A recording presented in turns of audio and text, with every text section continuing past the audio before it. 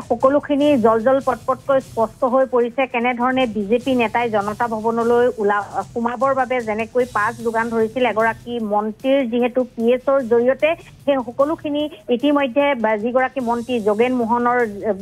ভাষ্যত সকলোখিনি স্পষ্ট হৈছে আৰু তাৰ পিছতেই তেওঁক তাৰ পৰা অব্যাহতি দিয়া হৈছে আৰু এতিয়া কথা হ'ল যিগৰাকী বিজেপি নেতা অসীম দাস এই অসীম দাসৰ বিৰুদ্ধে কিন্তু কেৱল এটা গোচৰ নহয় 2021 চনতো তেওঁ এনেধৰণে বহিৰাজ্যৰ প্ৰতিষ্ঠানক ভুৱা ৱৰ্ক অৰ্ডাৰ উলিয়াই দিয়াৰ নামত তেওঁৰ বিৰুদ্ধে এনেকুৱা ধৰণৰ গোচৰ ৰুজু হৈ আছে হায়দৰাবাদৰ কেইজনমান লোকক যিটো গোচৰ এনআইএ আইনৰ অধীনত গোচৰটো ৰুজু হৈ আছে আৰু দ্বিতীয় কথা হ'ল যে যিখন বাহন সেই বাহনখন আছিল ফৰচুনাৰ বাহন আৰু আটাইতকৈ ডাঙৰ কথা যে জনতা ভৱন বুলি ক'লে নিৰাপত্তা ব্যৱস্থা কটকটীয়া আৰু সেই জনতা ভৱনৰ কথা ইতিমধ্যে যিকেইজনে এইখিনি মুহূৰ্তত সোধা পোছা কৰি আছে জেৰাত স্পষ্টকৈ তেওঁলোকে কৈছে যে তালৈ বিলাসী বাহন যদি লৈ যায় তেতিয়াহ'লে কোনো ধৰণৰ আচলতে তাত চোৱা নাযায় যদি সৰু গাড়ী লৈ যায় তেতিয়াহ'লেহে চোৱা যায় সেই সকলোখিনি ৱাট কথা লৈছে আৰু তাৰ সুবিধা লৈছিল এইসকলে আৰু দ্বিতীয় কথা হ'ল অসীম দাসৰ যি একাউণ্ট সেই একাউণ্টত কিন্তু একেবাৰে টকা নাই দুটাকৈ একাউণ্ট আৰক্ষীয়ে চাইছে সেই একাউণ্ট কেইটাত পইচা কম আছে একেবাৰে নাই বুলি ক'লেও বেয়া নহয় গতিকে এই অসীম দাসে প্ৰবঞ্চক অসীম দাসে সকলো যি ধনৰ লেনদেন সেই লেনদেনসমূহ ভাতৃৰ সীমান্ত দাসৰ একাউণ্টৰ পৰা কৰিছিল আৰু সেই সকলোখিনি তথ্য লাভ কৰিছে ক্ৰাইম ব্ৰাঞ্চে আৰু ক্ৰাইম ব্ৰাঞ্চে তেওঁক তলব কৰিব শীঘ্ৰেই আৰু সেই সকলো বিষয়ত সোধা পোছা কৰিব কাৰণ কিমান কোটি কোটি ধন সেই ভাতৃৰ একাউণ্টৰ জৰিয়তে কৰিছিল আৰু তৃতীয় কথা হ'ল যিখন ফৰচুনাৰ বাহন সেই বাহনখনো ক্ৰাইম ব্ৰাঞ্চে জব্দ কৰিব আৰু যিগৰাকী আচলতে এইখিনি মুহূৰ্ততো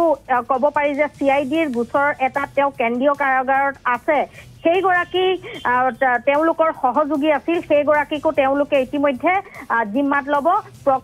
দেৱপ্ৰকাশ ভাগৱতী এটা গোচৰত এনেকুৱা ধৰণৰ এটা গোচৰত অন্য লোকে দিয়া গোচৰত তেওঁক ইতিমধ্যে CIDয়ে গ্ৰেপ্তাৰ কৰিছে আৰু গ্ৰেপ্তাৰ কৰি কেন্দ্ৰীয় কাৰাগাৰত আছে এই দেৱপ্ৰকাশ ভাগৱতীকো ক্ৰাইম ব্ৰাঞ্চে সোমবাৰে তেওঁলোকৰ নিজৰ জিম্মাত ল'ব পুনৰ এইটো অসীম দাস এণ্ড কোম্পানীৰ যিটো গোচৰ সেই গোচৰত তেওঁ সোধা পোছা কৰিব মুঠতে দীঘলীয়া হৈ গৈ আছে প্ৰবঞ্চকৰ তালিকাও দীঘলীয়া আৰু গৰাকী বহিৰাজ্যৰ প্ৰবঞ্চকো এতিয়ালৈকে 3 গৰাকীমান ধৰিবলৈ আছে তেওঁলোকে ইতিমধ্যে বাতৰি সম্প্ৰচাৰ হোৱাৰ পিছত নামসমূহ ওলাই গ'ল আৰু নামসমূহ ওলাই যোৱাৰ লগে লগে তেওঁলোকে আত্মগোপন কৰি আছে তেওঁলোকক বিচাৰি আছে শীঘ্ৰেই হয়তো ধৰা পৰিব কিন্তু তাৰ সমান্তৰালকৈ গুৱাহাটীৰে হওক বা ৰাজ্যৰ বিভিন্ন প্ৰান্তৰ হওক বহু লোক এওঁলোকৰ লগত জড়িত আছে এটা বৃহৎ প্ৰবঞ্চকৰ গ্ৰুপ যিটো গ্ৰুপৰ বিৰুদ্ধে এতিয়া মহানগৰ আৰক্ষী তৎপৰ হৈছে আৰু ন তথ্য বহুখিনি ওলাই আছে কাৰণ ইয়াত জনতা ভৱনৰো বহু লোক আচলতে জড়িত হৈ আছে গতিকে এনেকুৱা ধৰণৰ লোকৰ জৰিয়তে এই যি প্ৰবঞ্চনাৰ জাল সেই জালখন আচলতে বিজেপিৰ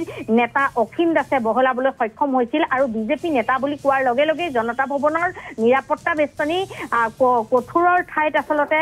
কোমল হৈ পৰে নেকি তেনেকুৱা ধৰণৰ এটাও কথা স্পষ্ট হৈছে গতিকে ক'ব পাৰি যে বিজেপি চৰকাৰৰ যিসমূহ তেওঁলোকৰ কৰ্মকৰ্তা আছে বা দলৰ যিসকল লোক আছে সেই লোকসকলে যেতিয়া এতিয়া প্ৰবঞ্চনাত ভৰি দিলে তেওঁলোকে কঠোৰ হ'ব লাগিব নহলে এনেকুৱা ধৰণৰ নেতাৰ জৰিয়তে এতিয়া যেনেধৰণে এগৰাকী মন্ত্ৰী পিএছয়ে এনেকুৱা ধৰণৰ প্ৰবঞ্চকক আশ্ৰয় দিলে তেওঁ অজ্ঞাতেই হওক বা জ্ঞাতই হওক এতিয়া সংবাদ মাধ্যমৰ আগত তেওঁ আচলতে মুখ খুলিছে যদিও তেওঁ উপায়বিহীন হৈ মুখ খুলিছে হয়তো তেওঁ গম পাবও পাৰে নাপায় বুলি নকওঁ তেনেকুৱা ধৰণৰ বদনামৰ ভাগি তেওঁ আগতেও তেনেকুৱা তেওঁ কাৰ্যকালতে আচলতে এনেকুৱা প্ৰবঞ্চক আৰু ধৰা পৰিছে তেওঁ কাৰ্যালয়ত কিয় বাৰে বাৰে যায় তেওঁ কঠোৰ নহয় নেকি এই ক্ষেত্ৰত পূৰ্বেও তাইত নামৰ এগৰাকী এনেকুৱা ধৰণৰ প্ৰবঞ্চনা কৰিছিল তেওঁ নামত কাৰ্ড উলিয়াইছিল বা পাছ উলিয়াইছিল এই সকলোখিনি তথ্য প্ৰতিদিন টাইমৰ হাতত আছে গতিকে এতিয়া তেওঁ ধোৱা তুলসী পাত সজাই তেওঁ কেমেৰাৰ আগত স্পষ্টীকৰণ দিলে আচলতে এই কথা নহয় বুলি ক'ব নোৱাৰি গতিকে বাৰে বাৰে যোগেন মোহনৰ নাম ইয়াত সাঙুৰ খোৱাটো আটাইতকৈ ডাঙৰ কথা গতিকে এই যি তদন্ত প্ৰক্ৰিয়া ধাৰাবাহিকভাৱে অব্যাহত চলি আছে গতিকে পোহৰলৈ আৰু বহুত আহিব আৰু পৰৱৰ্তী সময়খিনিতো আমি এটা কথা ক'ব পাৰিম যে আৰু বহু লোক জড়িত হৈ আছে যি আচলতে পুলিয়ে পোখাই খান্দিবলৈ মহানগৰ যিগৰাকী আৰক্ষী আয়ুক্ত তেখেতে ধাৰাবাহিকভাৱে চেষ্টা কৰি আছে ক্ৰাইম ব্ৰাঞ্চ সষ্টম হৈ আছে মুঠতে সকলোখিনি তথ্য পোহৰলৈ আহিব কিন্তু এটা কথা ক'ব লাগিব যে শাসকীয় দলৰ নেতা মন্ত্ৰীৰ নাম যেতিয়া ইয়াত জড়িত হৈ পৰে তেতিয়া কিন্তু ক'ৰবাত আৰক্ষী অকণমান পিছ হুহুকি আহিব লাগে কাৰণ তেওঁলোকলৈ নিৰ্দেশনা থাকে এই ক্ষেত্ৰতো তেনেকুৱা হ'ব নেকি সেইটো এইখিনি মুহূৰ্তত আটাইতকৈ ডাঙৰ কথা